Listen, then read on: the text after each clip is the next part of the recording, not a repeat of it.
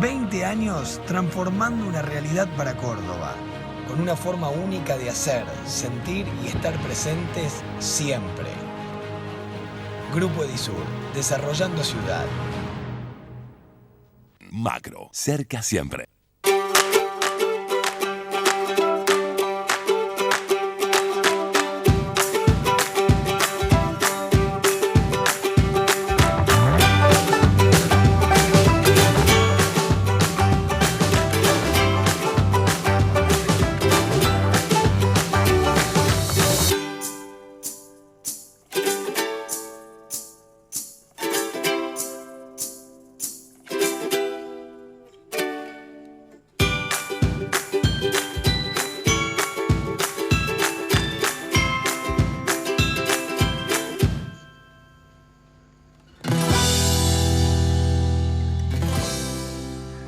Hola, bienvenidos a un nuevo programa de Los Turelo, en días en que estamos viviendo en la provincia de Córdoba uno de los peores incendios de los últimos 12 años y también al mismo tiempo con el agravamiento de lo que es esta pandemia del coronavirus, tanto en la provincia como a nivel país, donde ya se han registrado más de 350.000 contagios y el número de muertos supera los 8.000.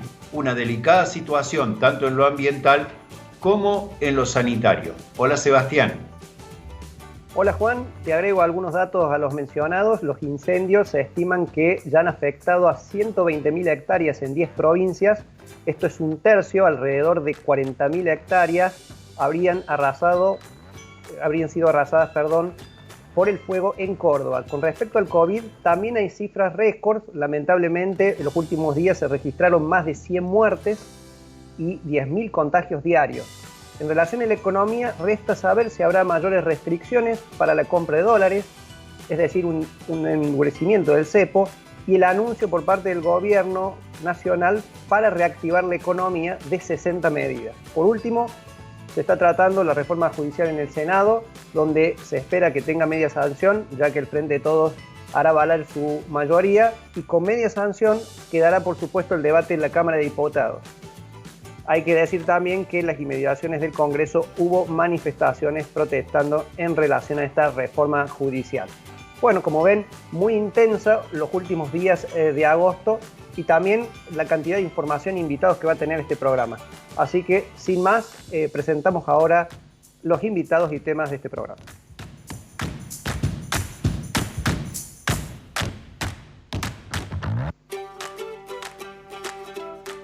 En el programa vamos a tener el relato del bombero voluntario Juan Manuel Molina, quien nos cuenta desde la Sierra de Córdoba cómo se vive el día a día combatiendo el fuego y los avances gracias al trabajo incansable, por supuesto, de los bomberos voluntarios. En relación con los incendios tendremos la opinión de María Laura Moreno, quien es profesora en la licenciatura en Ambiente y Energías Renovables de la Universidad Siglo XXI, como así también el análisis de Jorge Ruiz y Daniela Rodríguez de la Bolsa de Cereales de Córdoba sobre la sequía y sus efectos en los cultivos. A la hora de las entrevistas nos vamos a encontrar con Cristina Barrientos, vocera de Aguas Cordobesa, con quien vamos a analizar otra faceta de la vida cotidiana, la cual es cómo cuidarnos, cómo usamos el agua frente a una temporada seca y de incendio. Vamos a repasar, a raíz de lo que comentaba Sebastián, con Jorge Giacobbe, los principales resultados de la última encuesta de opinión que efectuó la consultora que dirige sobre la extensión de la cuarentena que el gobierno nacional va a decidir en las próximas horas, la polarización y los cambios en las imágenes de los dirigentes. Finalmente, un repaso a lo que fueron las definiciones que nos dejaron Manuel Tagle y Luis Lumelo, integrantes de la Mesa de la Producción de Córdoba, entidad que pidió a los legisladores por Córdoba que no voten a favor la reforma judicial. Muy bien, Juan. Empezamos ahora con la palabra del bombero voluntario, Juan Manuel Molina, que es jefe de, básicamente, malagueño, el ejido ahí que está cerca de Carlos Paz, quien desde la comuna de Son Roque nos ha enviado un video y nos comenta el despliegue en los departamentos Punilla y Colón. En este momento nos encontramos en el camión comando de la Federación de Bomberos, que está apostado cerca de la comuna de San Roque, donde de acá se funciona o se organiza y se gestiona todos los recursos que están trabajando en los incendios. En este momento hay alrededor de 150 bomberos entre lo que sería los departamentos Punilla y Colón, que son los incendios de esta zona. Te dejo un saludo, que anden bien.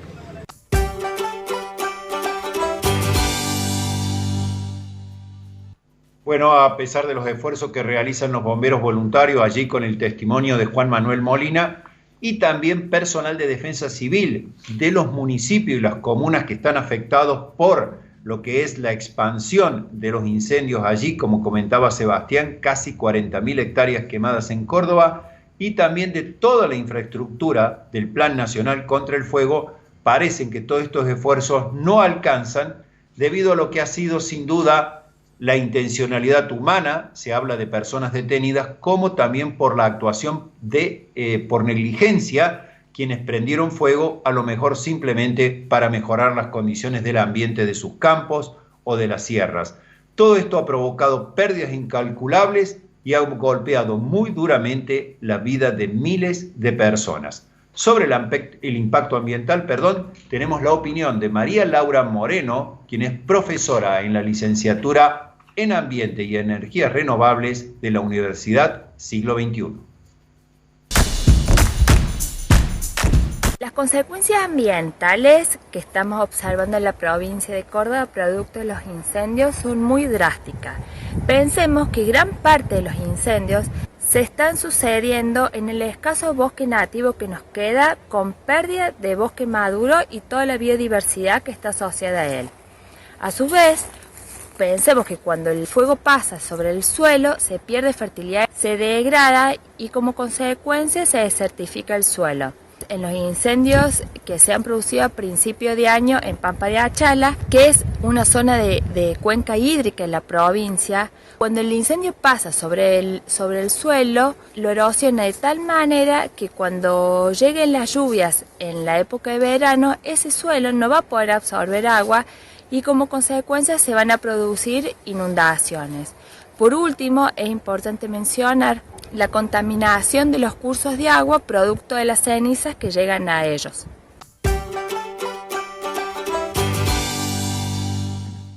Además de los incendios, Córdoba viene registrando un escaso nivel de precipitaciones y en ese sentido le solicitamos a especialistas de la Bolsa de Cereales de Córdoba que complementen este análisis ambiental con las perspectivas climatológicas y productivas en relación a cómo está afectando la sequía al desarrollo de los cultivos. Lo vemos. La situación actual con las precipitaciones en este momento en la provincia de Córdoba es de un claro déficit hídrico. Mayo, junio, julio y lo que va de agosto, las precipitaciones han estado por debajo de los promedios históricos. Esto además se ve evidenciado cuando uno estudia la humedad en el suelo a 1 metro de profundidad. Los recursos de agua han sido muy escasos, están en situaciones prácticamente limitantes en forma general en toda la provincia de Córdoba. Esto agrava la situación de algunos cultivos y algunos pastizales naturales, donde las reservas de agua útiles, al estar tan escasas, no estar lloviendo, también se va secando un poco la vegetación porque va perdiendo la humedad y se hace más sensible a los incendios, por supuesto. En cuanto al pronóstico a mediano y largo plazo, es que tenemos previsto, según modelos internacionales, un 60% de probabilidad que en la primavera tengamos un evento de La Niña, esto con un 60% de probabilidad. Y cuando tenemos un evento de La Niña en la provincia de Córdoba, tiende a llover por debajo de lo normal.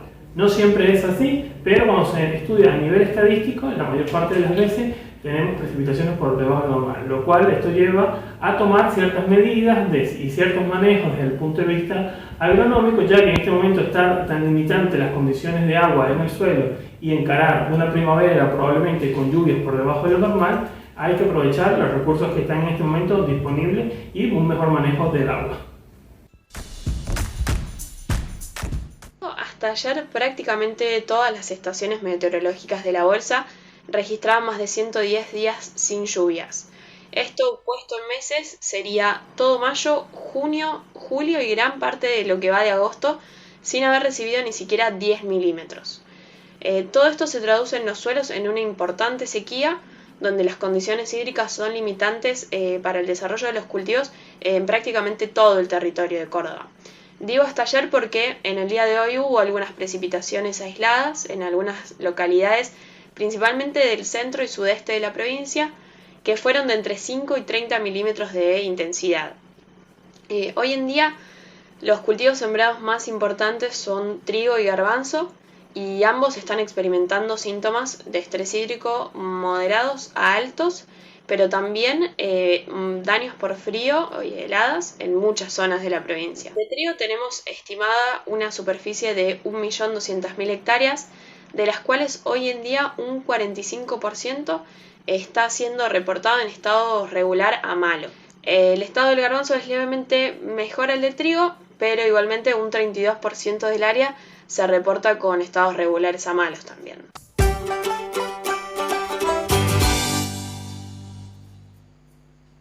Bueno, Juan, ustedes ahí lo escuchaban. decía el especialista de la Bolsa de Cereales de Córdoba, 60% de probabilidad en el pronóstico de la Niña para primavera, es decir, precipitaciones por debajo de lo normal. A esta sequía tenemos, por supuesto, el impacto ambiental de los incendios, y rescato lo que decía Laura Moreno en términos de lo que pueden ser los efectos colaterales, por ejemplo, que los suelos no puedan absorber el agua, produzcan inundaciones y también arrastren todas estas cenizas a los ríos serranos, con lo cual creo que va a ser una interesante pregunta en el próximo bloque para la jefa de Relaciones Institucionales de Aguas Cordobesas. Así es, después de la pausa nos encontramos con ella.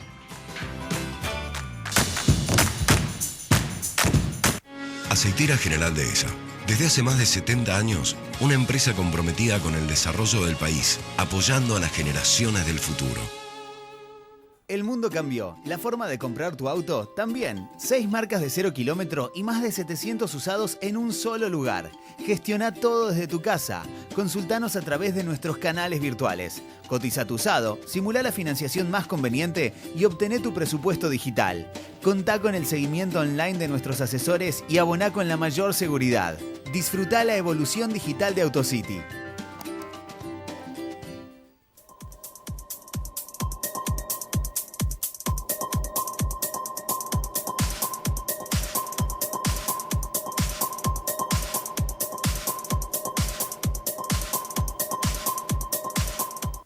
La decisión individual es fundamental para cortar la cadena de contagios. Por eso, antes de salir, pensá con responsabilidad si es realmente necesario. Cuídate y cuida a los demás. El esfuerzo tiene sentido.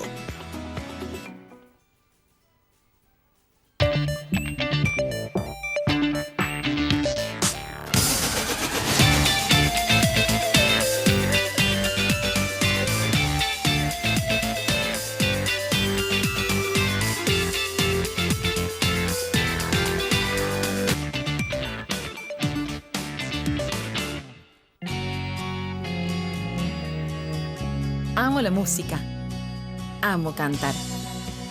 Y cada día es un nuevo desafío. Al momento de hacer una pausa, elijo los nuevos yogures Delicious de Manfrey. Sabores tiramisú y lemon pie. Riquísimos. Un sabor tan intenso como el de mis canciones. Me gusta Delicious, me gusta Manfrey. Manfrey, eso que te gusta.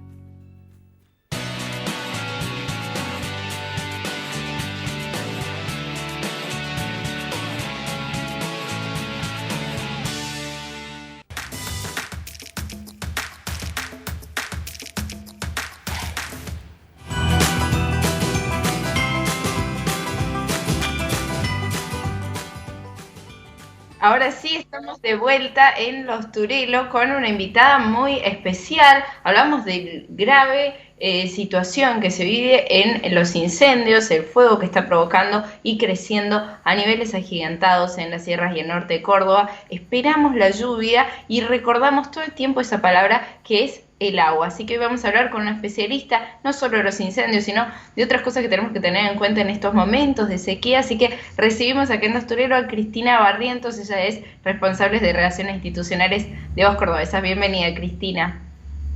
Hola, ¿cómo estás, Nicole? Bueno, sí, te quería pedir una evaluación de, esta tristísima realidad que estamos viviendo los cordobeses desde la empresa que, digamos, no tiene que ver en este momento en nada con el apagar los incendios, pero que sí tiene que ver con el agua, que es eso que tanto nos hace falta en este momento y que, de lo que estamos careciendo para mejorar la situación en las sierras y el norte. Bueno, como vos bien mencionabas recién, la verdad que es una situación muy, muy triste la que estamos viviendo hoy, con todos estos focos que están activos. La verdad que nosotros, como te decía, nosotros no tenemos ningún tipo de competencia en la gestión o en el manejo pero sí, por supuesto, al ser la empresa que tenemos la concesión del servicio de agua en la ciudad de Córdoba, es algo que por supuesto estamos siguiendo con muchísima atención, porque bueno, sabemos que el impacto que esto genera en el medio ambiente es importante, ¿no? Entonces, bueno, no es un tema menor y como te decía, nosotros estamos en forma permanentemente viendo cómo evolucionan y bueno, y sabiendo que este impacto realmente es terrible para todos los cordobeses. Estas cenizas que a veces notamos en los balcones de la ciudad, en las calles, en el ambiente, ¿pueden ir a parar a las fuentes de agua que tenemos, reservas de agua potable acá en Córdoba, a las plantas? Mira, todo eso depende siempre de cómo se dé después el régimen de lluvias y hasta dónde se alcance a producir estos incendios. Lo real es que están muy cerca de las cuencas y lo que nosotros siempre pedimos y rogamos de que cuando comience el régimen de lluvias sea algo muy suave, que no produzca arrastre, porque evidentemente esa ceniza queda depositada en ese lugar donde se ha producido el incendio y si de pronto tenemos esas lluvias cuando vienen con muchísima fuerza que arrastran con todo lo que encuentran y puede llegar a ir a parar a las cuencas del río, bueno, ahí sí a nosotros ya nos preocupa porque evidentemente es el lugar de donde se provee planta azuquía, puntualmente en la zona donde hemos estado viendo que se producían los incendios, en donde nosotros tomamos el agua para después poder potabilizarla. Pero como te decía, esto depende mucho de cómo se dé. A ver, lo ideal sería de que cuando comience el régimen de lluvia sea una cosa suave, en forma permanente, con lo cual se va asentando y no se producen estos corrimientos, digamos, de las cenizas a la cuenca del río. Pero bueno, es un factor que la verdad nadie maneja, ¿no? Un chaparrón, una lluvia torrencial que era y constituye medianamente la base de las alertas meteorológicas sería otro problema para Córdoba. Aunque actualmente lo que estamos viendo, hace unos días habló el secretario de Seguridad de Villa Carlos Paz hablando sobre el estado del lago, ¿no? Del lago San Roque, que se ve avanzadísima la costa, digamos la costanera, y la escasa nivel de agua que no se registraba desde hace años. Esto en el lago San Roque, los molinos, que son los lugares que nos proveen de agua a nosotros. ¿Podrás explicar vos más o menos en qué estado están en este momento? Bueno, esa información te la puede dar en forma muchísimo más precisa que yo, por supuesto, la gente de la Secretaría de Recursos Hídricos, que son quienes tienen a su cargo, digamos, todo lo que es el manejo del recurso en toda la provincia. De cualquier manera, a ver, lo que yo estuve también siguiendo y viendo, lo que ellos estaban comentando, en realidad los niveles que tienen hoy son niveles históricos para la época del año, ¿no? Es decir, nosotros no tenemos que perder de vista que nuestra provincia, Córdoba, es una provincia seca, está ubicada en una región semiárida, en donde nosotros no tenemos el río Paraná para nutrirnos o como fuente de agua. O sea, nosotros dependemos del ciclo de lluvias. Esto que está pasando hoy, entiendo, pero te digo, la verdad que yo sugeriría que lo consulten con la gente de la Secretaría de Recursos Hídricos, porque ellos tienen información muy precisa, digamos, porque aparte lo estudian en forma permanente, cómo es la evolución y cómo está en función a años anteriores. Te diré en líneas generales que está en la media normal, porque Córdoba en esta época del año se caracteriza por no tener lluvias, ¿no? Pese a que, bien lo dijiste, somos una provincia con características de sequía en la gran mayoría del año, y nosotros como cordobeses, ¿somos conscientes de eso? O sea, si tenemos que hacer una evaluación de cómo somos con el consumo del agua, derrochamos mucho, ahorramos, tenemos conciencia, tienen que pasar fenómenos históricos para que nos retrotraigamos con el consumo. ¿Cómo nos evaluarías? Mira, yo creo que vos acabas de dar en la tecla con el concepto. Yo creo que en Córdoba no tenemos conciencia plena de esto que decíamos, de que nuestra provincia tiene algunas particularidades y entre ellas esta escasez con el tema del recurso del agua. Córdoba, para que vos te des una idea, si nosotros lo comparamos con otras ciudades y otros países que tienen las mismas características geográficas, porque como te decía, nosotros no nos podemos comparar con cómo se consume en Santa Fe, porque, insisto, no tenemos el río Paraná, pero sí podemos compararnos con otras regiones que geográficamente son similares a las nuestras. En esas regiones en donde ya hay una cultura del cuidado del agua, donde se ha trabajado muchísimo con eso, estamos hablando de que la gente tiene un consumo de aproximadamente entre 125 litros por día por persona. En tanto que en Córdoba estamos en un promedio aproximadamente de 320, 350, cuando comienza la época de verano y comienzan las grandes temperaturas. Perdón, Cristina, totalmente. 320 litros de agua por día por persona. Por persona, 320 por día, litros por persona. De agua. Obviamente te estoy dando un promedio. Sí, 300 botellas, de todos modos, es impresionante, o sea, hay que llenar la casa de bidones para llegar a esa cifra entre bañarnos. ¿Y qué es lo que más consume? Porque no tengo acá, pero sería cuando llega la factura de agua y recién empezamos a pensar, uy, me estuve regando todo el día el patio, cargué el pelo pincho 5 veces. Bueno, ¿qué es lo que más consume ahora entrado el verano? Veíamos recién imágenes de la campaña de concientización que ha hecho Aguas Cordobesas y cuáles son algunos tips para bueno, tratar de derrochar menos. Mira, claramente no es que cuando comience el verano la gente consuma más agua porque se hidrata más, sino como vos decís, porque comienzan con todas las acciones de derroche. ¿Cuáles son estas? Las más comunes. Y comenzamos con el tema del llenado de piletas, pero no sería el problema el llenado de piletas, sino la falta de mantenimiento de esa pileta. Entonces, ¿qué pasa? La vemos sucia y ¿qué hacemos? Tiramos el agua y la volvemos a llenar. Bueno, todas esas acciones realmente no contribuyen al cuidado, lo mismo que todo el mundo quiere tener un césped verde, y entonces ponemos a veces césped que no son autóctonos, sino que vienen de otras provincias o de otros lugares del mundo, en donde tienen, por ejemplo, el famoso césped bahiano, que a todo el mundo le gusta, pero que es originario de un lugar que tiene muchísima humedad. Por lo tanto, para tenerlo en esas condiciones, la cantidad de riego que se necesita es muchísimo mayor.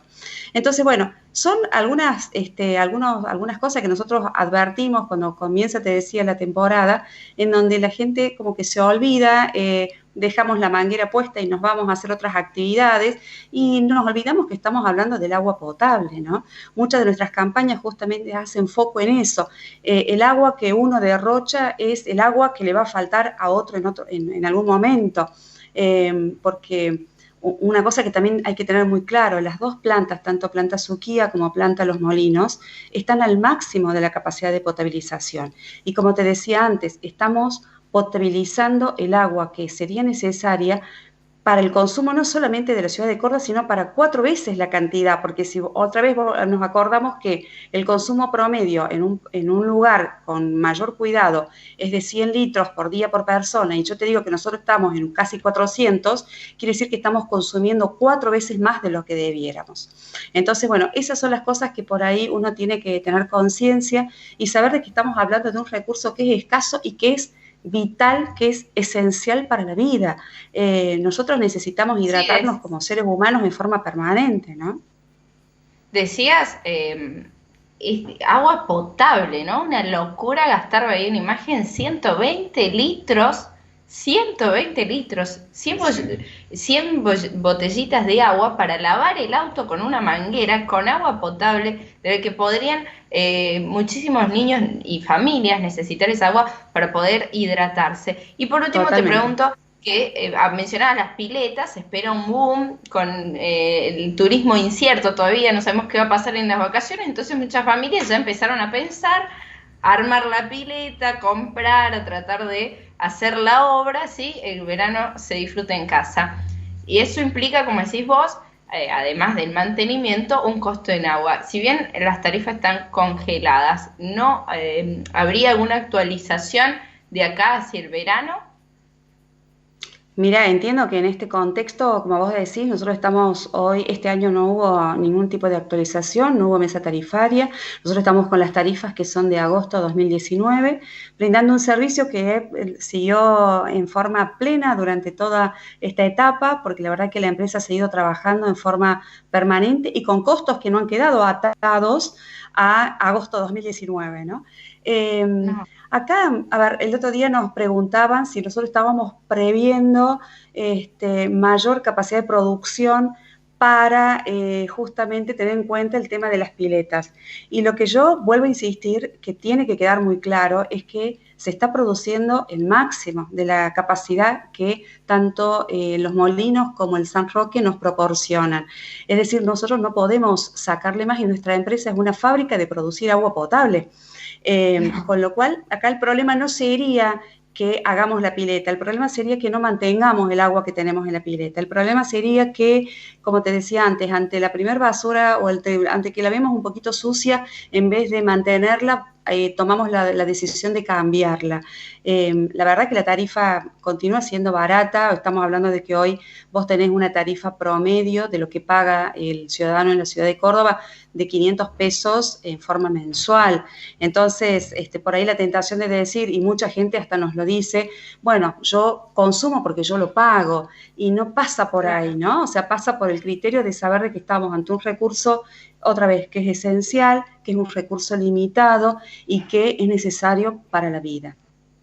Bueno, muchísimas gracias, Cristina, clarísimo, y la verdad que vamos a ser conscientes, sigo admirada, 320 litros por persona por día, es una locura, vamos a tener que empezar sin dudas a cambiar, primero por la cabeza y después por los hábitos de casa, así que te agradecemos un montón este espacio en Nosturelo. En los próximos bloques vamos a seguir hablando de la coyuntura, esta vez política, económica, que como siempre nos sorprende en este país. Gracias a ustedes, un beso grande.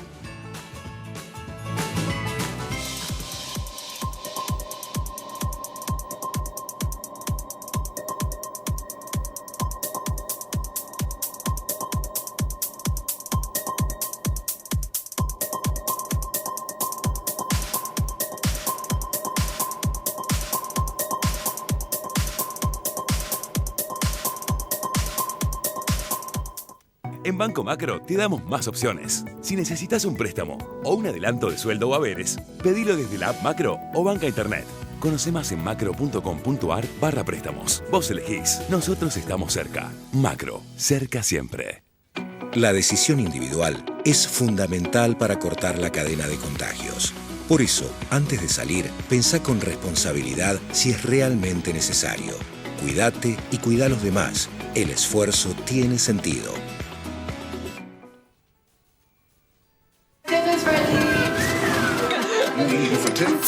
Aprendimos a disfrutar los momentos que siempre estuvieron ahí. Y ahora se sienten mejor que nunca. Casaro Matafuegos, empresa dedicada a la protección contra incendios. Desde el año 1965, trabajando incansablemente para garantizar la mejor calidad y servicio en todo el país. Sarmiento 1073, 423-0050. Referentes de nuestra sociedad reflexionan sobre las temáticas de interés para los cordobeses. Somos todos periodistas. Viernes a las 21:30 horas. Por Canal C. Estamos con vos.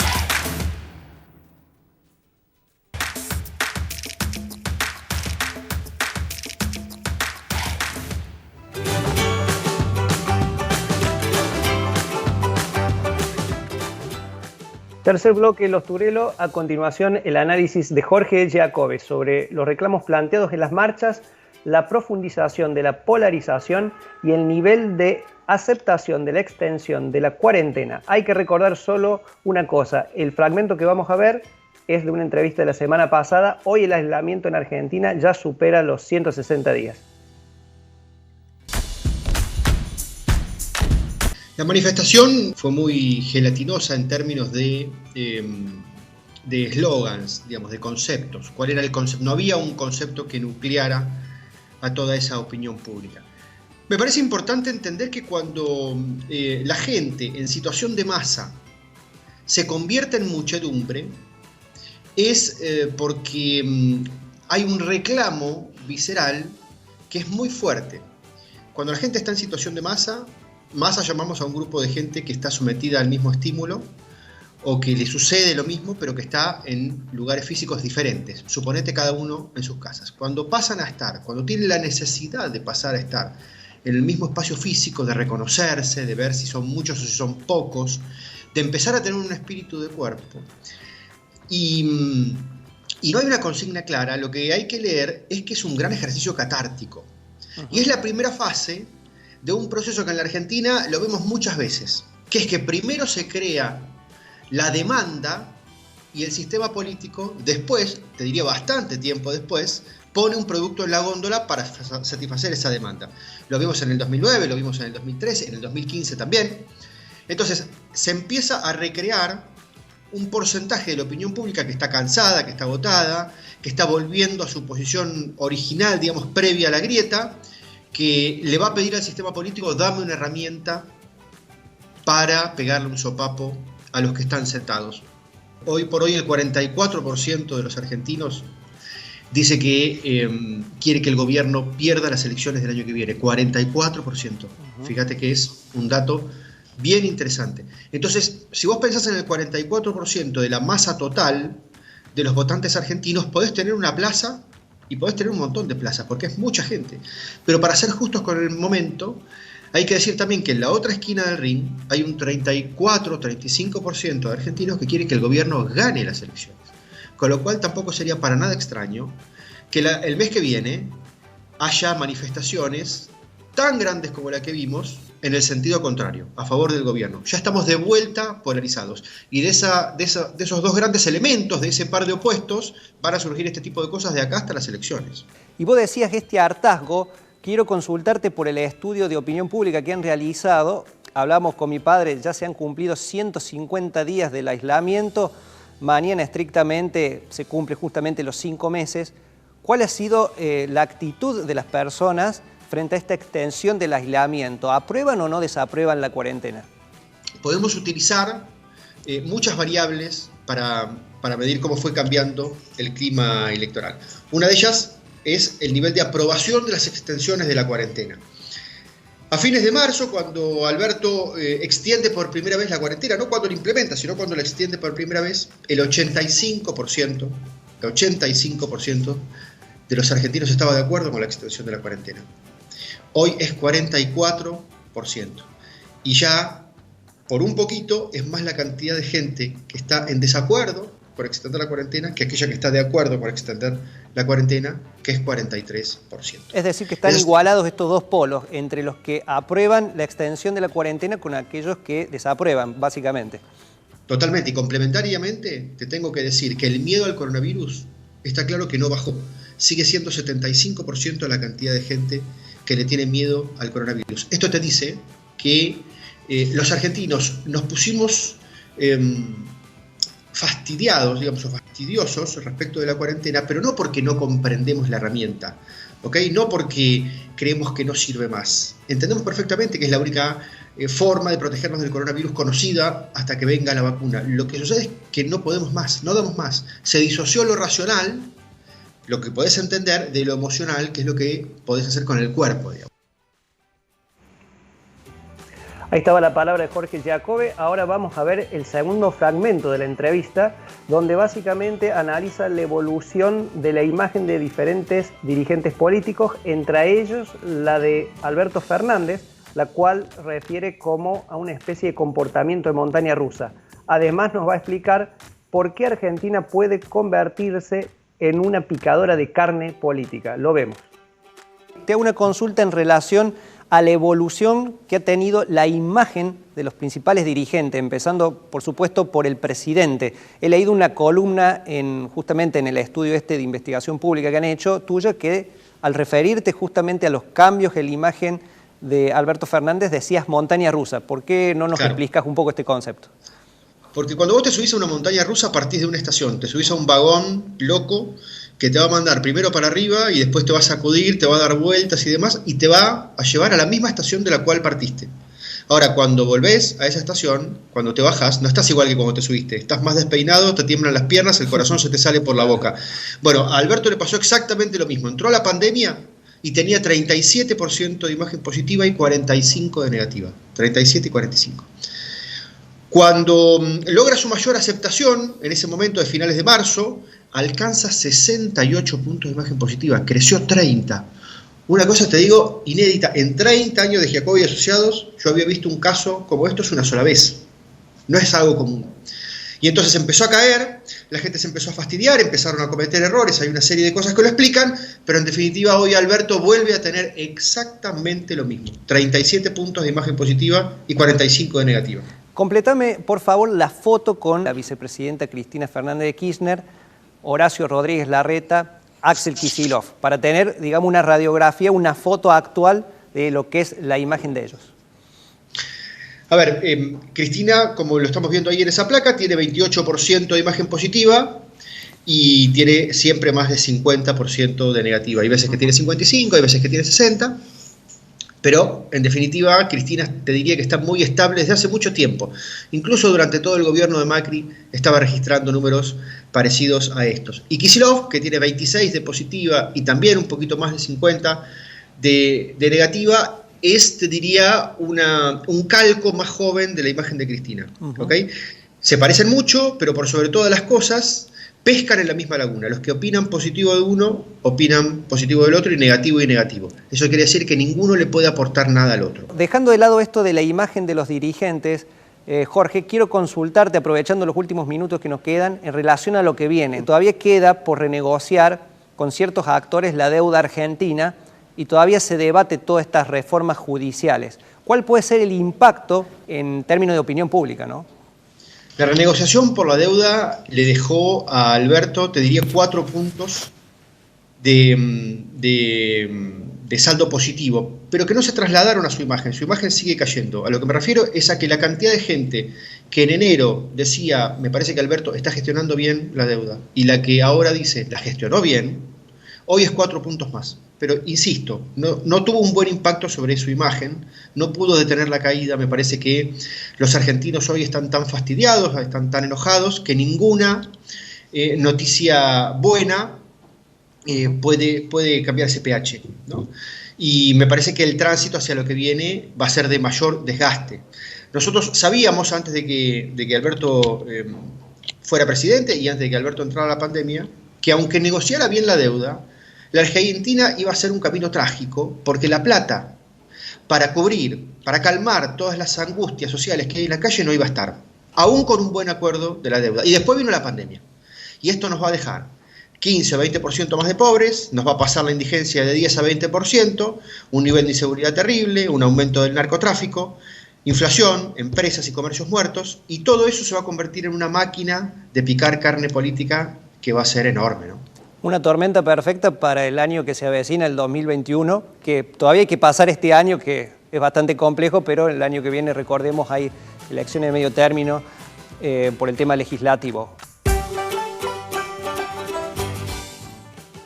Ahora pausa y ya volvemos con la visión de dos referentes de la mesa de producción de Córdoba. 20 años transformando una realidad para Córdoba, con una forma única de hacer, sentir y estar presentes siempre. Grupo Edisur, desarrollando ciudad.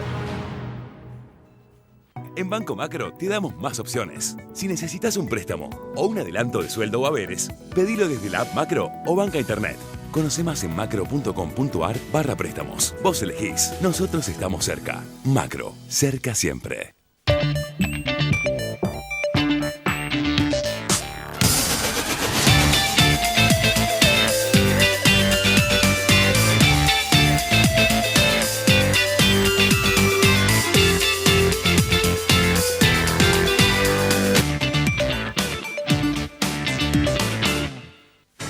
25 años de la educación que hoy necesitas. En Universidad Siglo XXI somos líderes en educación online, MBA, maestría en administración de empresas, especialización en marketing y dirección comercial. Estudia sabiendo que contás con toda nuestra experiencia desde la tranquilidad de tu casa. Universidad Siglo XXI, 25 años cambiando la forma de enseñar. Encontrá más info en 21.edu.ar.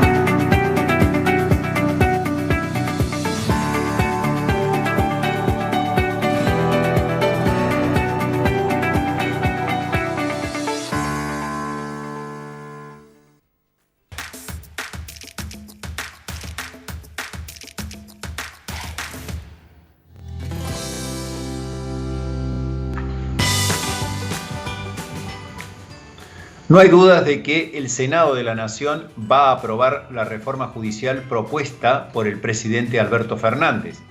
El peronismo, como así también los senadores que responden al kirchnerismo, tienen los números suficientes en esa Cámara, donde hay 3 representantes por Córdoba, que fueron elegidos en el año 2015. Carlos Caserio, que ingresó por la boleta de Unión por Córdoba, hoy inscripto en las salas del albertismo, va a votar a favor de esa iniciativa. Mientras tanto, que los 2 representantes de Juntos por el Cambio, que son los legisladores Laura Rodríguez Machado y Ernesto Martínez, se van a pronunciar en contra, según anticiparon sus posiciones. Sobre el tema, la Mesa de la Producción de Córdoba, una entidad recientemente conformada con más de una decena de representantes de asociaciones gremiales empresarias, le pidió a los legisladores que voten en contra de la reforma, representando un poco el pensamiento de la población de Córdoba, que según encuestas el 65% rechaza la reforma judicial. ¿Qué dijeron Manuel Tagle y Luis Lumelo, integrantes de la Mesa de la Producción de Córdoba, aquí en Los Turelos? Lo vamos a repasar ahora también como su análisis sobre la situación económica, y con eso nos despedimos y nos encontramos en la próxima edición de Los Turelos y por supuesto seguimos dialogando en nuestras redes sociales. Hasta la próxima. Vamos a hablar con Manuel Tagle, que es el presidente de la Bolsa de Comercio de Córdoba, además titular del grupo Autocity, y Luis Lumelo, presidente de la Delegación Córdoba de la Cámara de la Construcción y de su empresa, que creo que es Lumelo Hermanos Sociedad Anónima. Martínez Lumelo Construcciones. Martínez Lumelo. Bueno, gracias por estar en Los Turelos. Gracias a ustedes. Bueno, Manuel, que las entidades estas dicen que la reforma debería conseguirse por consenso, pero da la impresión de que el kirchnerismo ha decidido avanzar rápidamente en lo que tiene que ver con su debate y su sanción. Sí, obviamente que es un problema que se ha instalado en el país. Es una gran disputa entre el oficialismo y la oposición y el resto de la sociedad, que advierten que esta reforma judicial no tiene ninguna necesidad de instalarse en este momento. No es ni oportuna ni necesaria por la urgencia que ellos califican que deberían hacerse estas reformas. No hay tal urgencia. Una reforma de esta envergadura requiere realmente que se debatan los temas importantes, que se analicen con especialistas con el suficiente tiempo, y este no es el momento, lo cual hace pensar que todas estas decisiones que se están tomando van apuntalándose para lograr la impunidad de la vicepresidenta y de su entorno con el gobierno anterior, que quieren realmente resolver sus problemas judiciales, lo cual eso es realmente un objetivo de bajo nivel moral e institucional en el país. Y eso nos preocupa a todos. Creo que los objetivos deben ser otros, reformar las cosas con un sentido lógico. Así es, hemos visto justamente mientras vos hablabas ahí el detalle de lo que ha sido esta declaración y una firma de más de un centenar de entidades. Lumelo, ¿esta declaración de las entidades también significa un llamado de atención para los legisladores que representan a Córdoba de cuál debe ser su posición? Sí, fundamentalmente está dirigida a la aptitud que van a tomar los legisladores. Evidentemente creemos que hay una falta total de sentido de la oportunidad en un país que esté inmerso en una crisis y que está tratando de salir de esta pandemia. Ponernos a ver el tema de la reforma judicial, creemos que no es el momento, tampoco se están dando los consensos necesarios. Evidentemente ha habido inclusive desde la justicia un parate a esta continuidad del tema judicial y vemos que desde el Senado hacen caso omiso y van a retomar... Así es, como... reforzando la apuesta. Como reforzando la apuesta. Creemos que la verdad que este tipo de cambios tan fundamentales necesitan un gran consenso de todos los actores a los que debe también servir la justicia y evidentemente no es el momento, no se está pensando en esto. ¿Ustedes no han pensado, además de la declaración pública, de convocar a los legisladores a hacerle este señalamiento, Manuel? Sí, creo que hay una intención, aún no se ha llegado a ninguna conclusión, pero inclusive los legisladores de Schiaretti y el gobierno de Córdoba han manifestado su intención de no apoyar esta reforma si no es por consenso, con lo cual sería un paso muy positivo. Hoy escuché unas declaraciones del senador Caserio en la radio con el periodista Petete Martínez que realmente me sorprendieron por la virulencia de su actitud, por su... Defendiendo el proyecto. Absolutamente, diciendo que casualmente lo que están haciendo ellos es lograr el consenso vía el Parlamento, que el Parlamento es para eso, es decir, actitudes que están reñidas con las objeciones que se están haciendo públicamente. Así es. ¿No es cierto? Y eso es lo que me parece que el oficialismo tiene que ser prudente y tiene que tratar de escuchar y entender, porque hay cosas que no se pueden atropellar en un momento como este, como acaba de decir Luis, en donde la circunstancia y la situación no son las adecuadas para introducir reformas de este tipo.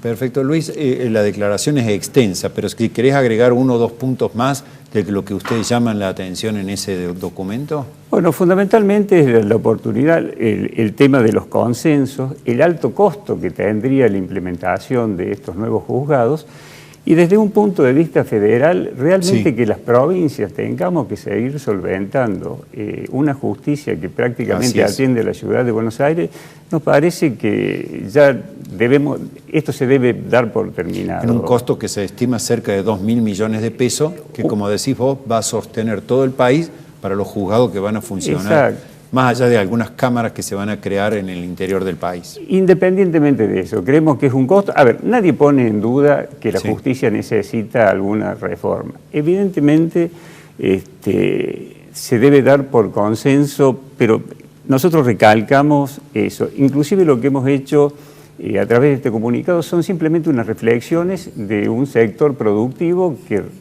representamos a diversas actividades y sectores, pero sin hacer, inclusive, no hacer un hincapié en lo técnico, sino simplemente como una búsqueda de diálogo, instando a una búsqueda de diálogo y a reflexión sobre este y otros temas que sabemos que están en cartera. Bueno, hablando de estos temas, vamos a pasar un poco a la situación en los sectores en los cuales ustedes están desenvolviéndose, especialmente, por ejemplo, en el sector automotor. Se habla, Manuel, de que se van a tomar medidas para restringir las importaciones y eso podría tener a lo mejor un impacto en lo que puede ser la disponibilidad de vehículos y me imagino en el precio de los autos, ya sean nuevos o usados. ¿Es así? ¿Cómo ves ese panorama?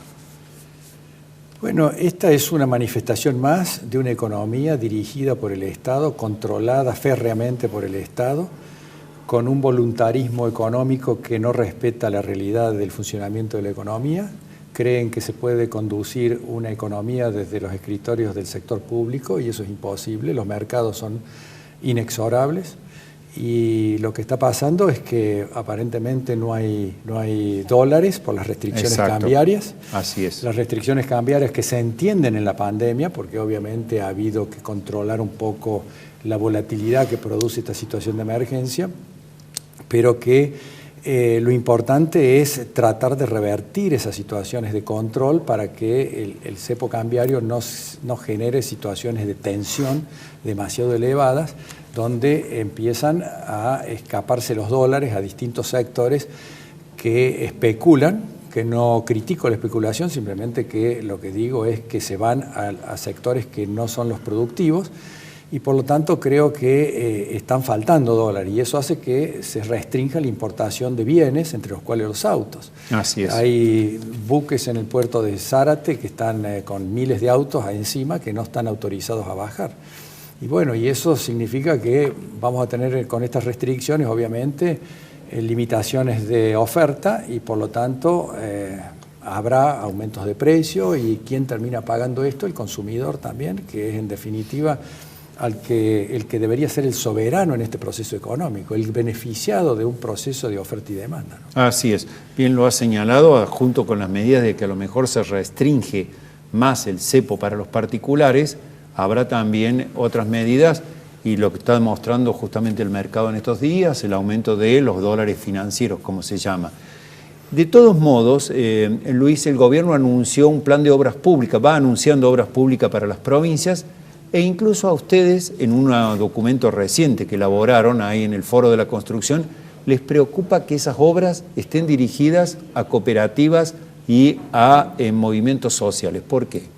Sí, en realidad lo que nos preocupa es que hemos detectado tanto a nivel provincial como nacional un aumento de la informalidad en nuestro sector. Vemos que ¿De la informalidad? De trabajadores informales. Vemos que esta medida, en vez de ir en el sentido que debería ser una política de Estado, que es lograr que los trabajadores informales se incorporen a la formalidad, de alguna manera tienden a hacer todo lo contrario, al ir dirigido contra algunas organizaciones sociales informales. Es decir, cuando nosotros hablamos de cooperativa y todo, nos referimos a la parte de estas organizaciones que están trabajando, haciendo viviendas, infraestructura en forma informal. Hay cooperativas que obviamente el movimiento cooperativo en el país ha sido madre de muchas industrias. No nos referimos a eso, sino concretamente a estos movimientos sociales, a la mano de obra de los municipios.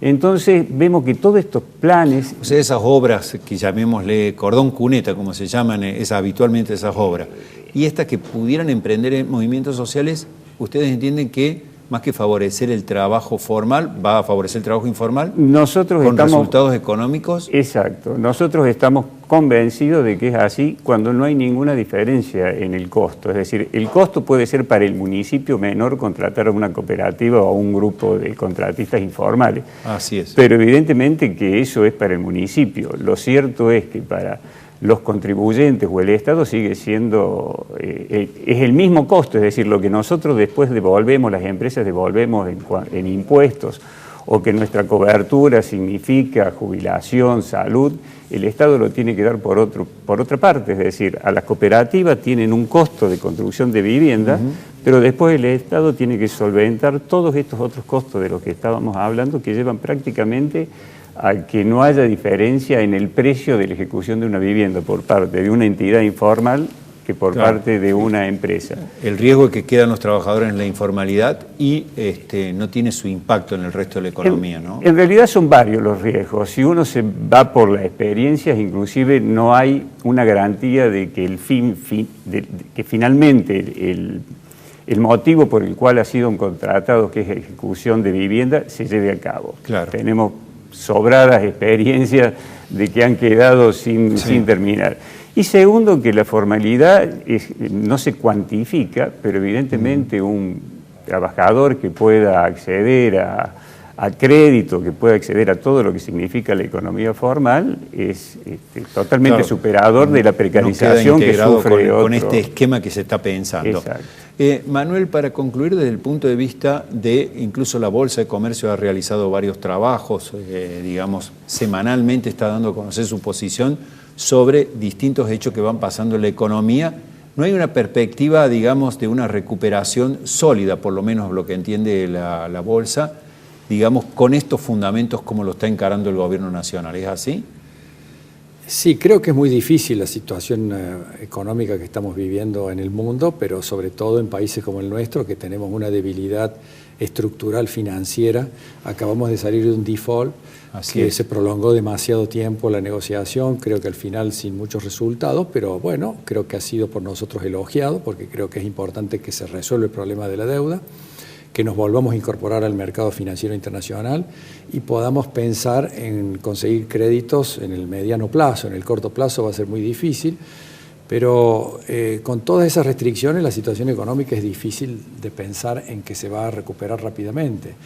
Y obviamente todo esto que dije recién sobre los controles, sobre la economía y la falta de libertad que el empresariado es lo que valora para hacer inversiones. Sin libertad, obviamente, el empresario tiene que depender de un funcionario público para resolver sus problemas. Y eso es lo que no es conveniente y desalienta las inversiones. Y si nosotros no tenemos una dirección y un rumbo en ese sentido en la política económica del país, que vamos a ir hacia un equilibrio fiscal, hacia una liberalización de la economía, una integración al mundo, que sería lo razonable, que la haría crecer realmente a la economía con un shock explosivo de confianza. Porque el mismo gobierno podría generar un gran shock de confianza si tomara las decisiones correctas. Luego del acuerdo por la deuda tiene una gran oportunidad. Sin duda. El problema no son las personas en la confianza, el problema son las decisiones políticas que se toman. Si las decisiones son correctas, se produce la confianza y la certidumbre. Y esos son dos ingredientes fundamentales para comenzar un proceso de recuperación. Bueno, hablando de la recuperación brevemente, Luis, todo digamos, esquema de obra pública, más allá de este apunte que hacen ustedes sobre el tema de los movimientos sociales y las cooperativas, ¿la obra pública va a despegar en Córdoba, Luis? Sí, me permito, te pido por favor hacer una aclaración respecto a lo que dije. Evidentemente que en un contexto como este todos necesitamos trabajar, los trabajadores formales, los informales. Lo que creemos que deberían generarse son políticas que tiendan exactamente, claro, que generar herramientas para que estos trabajadores accedan al trabajo a través de empresas que le dan la formalidad y lo integran.